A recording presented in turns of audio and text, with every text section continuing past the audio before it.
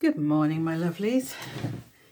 So today, I'm really drawn to the Threads of Karma box and my Cosmic Energy. So we're going to see what comes up from these two. As always, take what resonates with you and leave what doesn't. I never quite know who this is for until the reading's going on. I feel like I need to do these first. So let's have a look. I hope you're having a lovely day. Hope you slept well, depending on what time it is there. I hope everything's good for you. So let's have a look. Okay, so I think this is for someone again on a healing journey.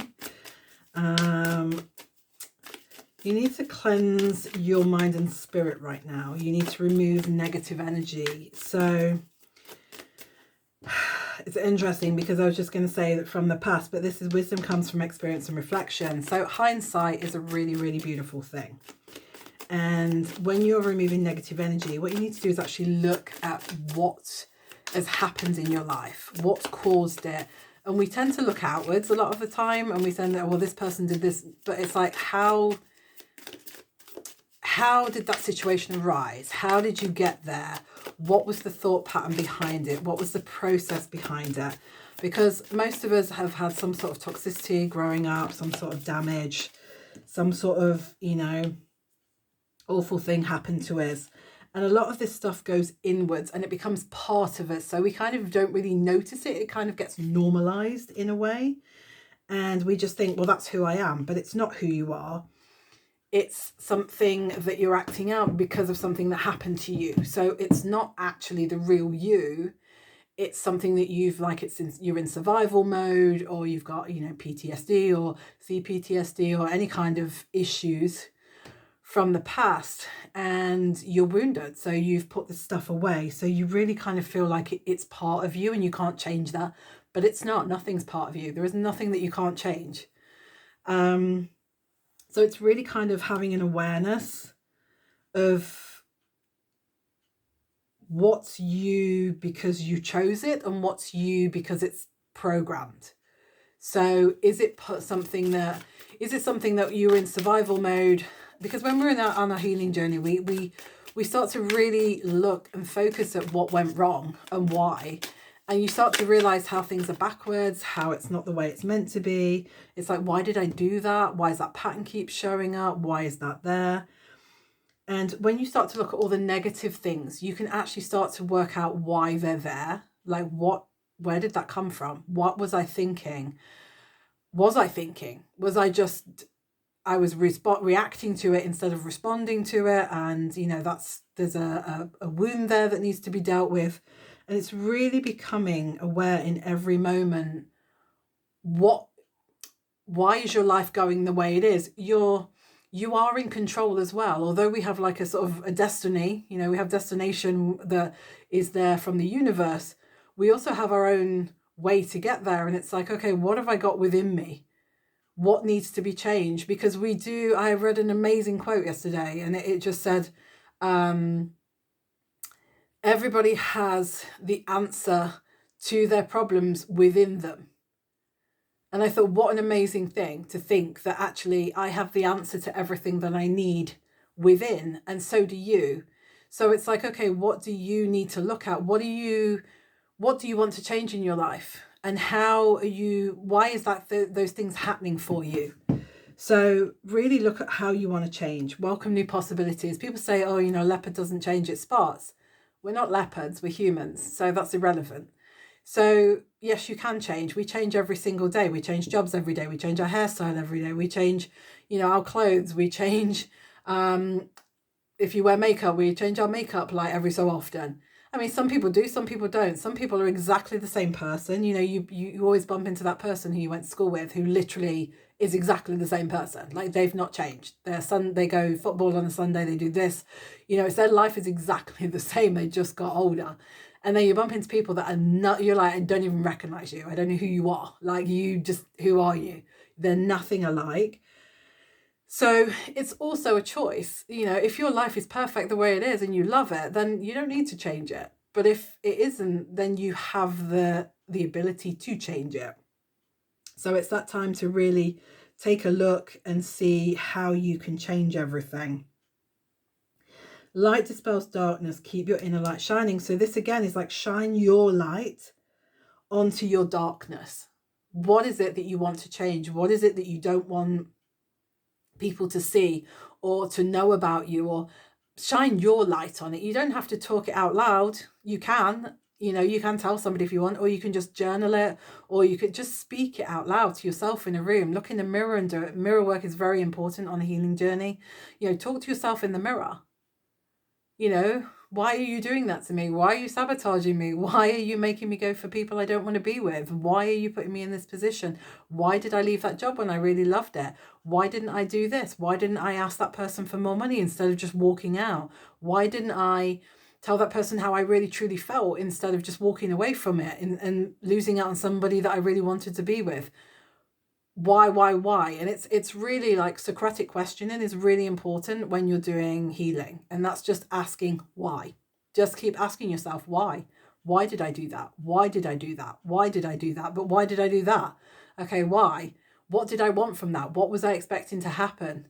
Keep asking yourself these questions. Dig deeply. Work with your creativity. Now, everybody's different. On a healing journey, you go with what's right for you. There are so many modalities out there and therapies and ways to do things. It's endless, and there'll always be something that's right for you.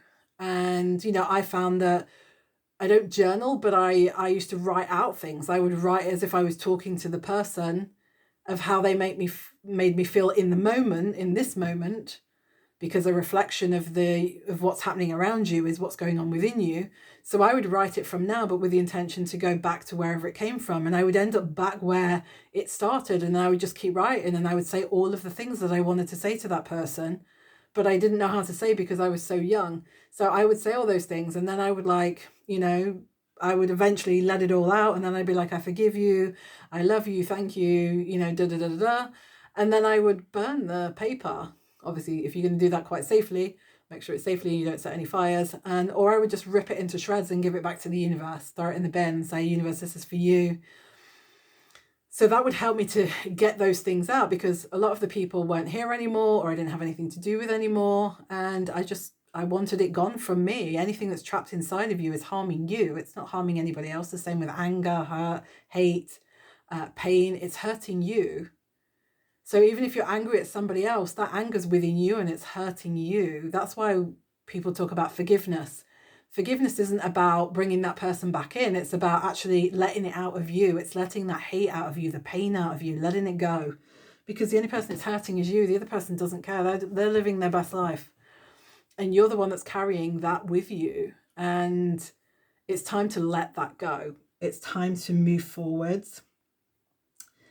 Meditation, I always struggled with, because I had a monkey mind that wouldn't shut the hell up.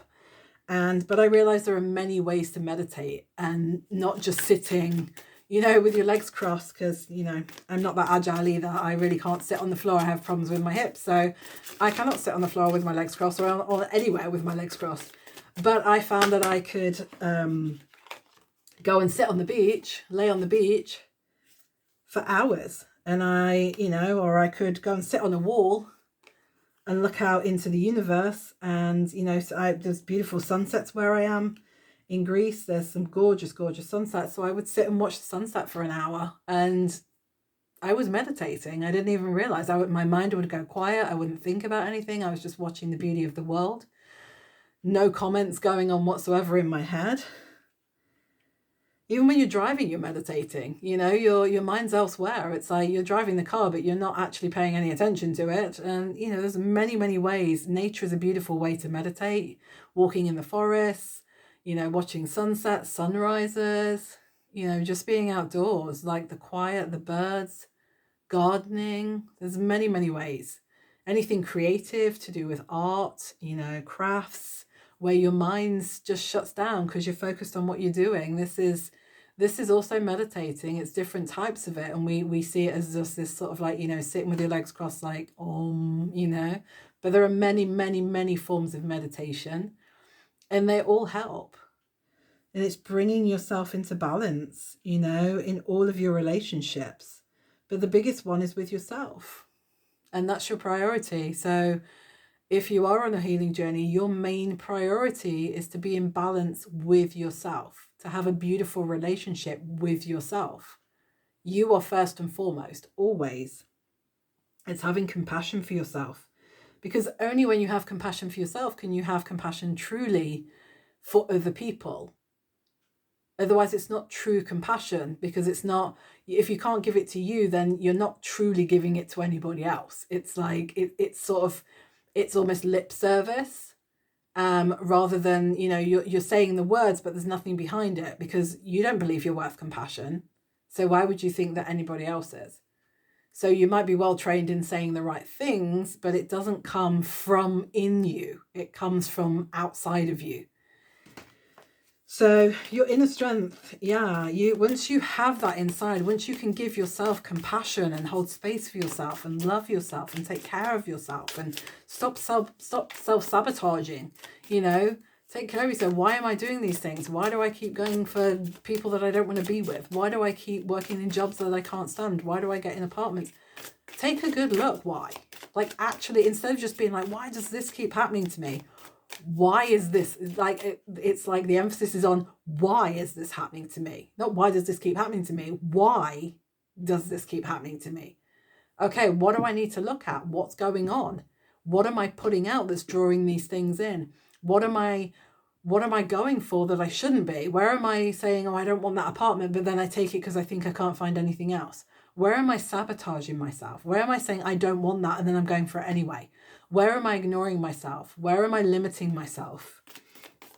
There is so much out there. The world is unlimited. It's only us that puts limitation on it. So if you can start expanding your limitations and just working from a place of abundance, where there's hundreds of thousands of jobs out there, there's hundreds of thousands of apartments, there are hundreds of thousands of people. So why am I thinking that this person, this job, this apartment, this whatever is the only car or whatever is the only one I can get? Why don't I think that there's the perfect thing out for me there, and I just have to expand my imagination to find it? You see, self-love is the foundation of all love. If you don't love yourself, you can't actually love somebody else. It's not possible, because it's not real love. It's not coming from within you. Again, it's coming from outside of you. It's like lip service.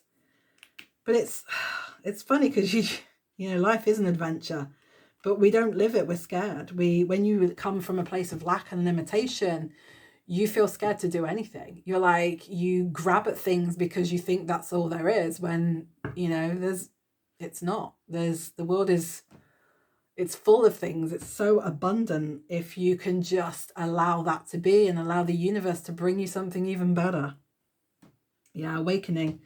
This is the process of truly discovering yourself, and harmony is beautiful. It's like when you're awakening and you're bringing yourself into balance and harmony, you've got compassion and light and balance and creativity, and you're meditating and you're doing all these beautiful things, and you're at one with nature and at one with the divine in the world and the abundance, and the world just opens up for you.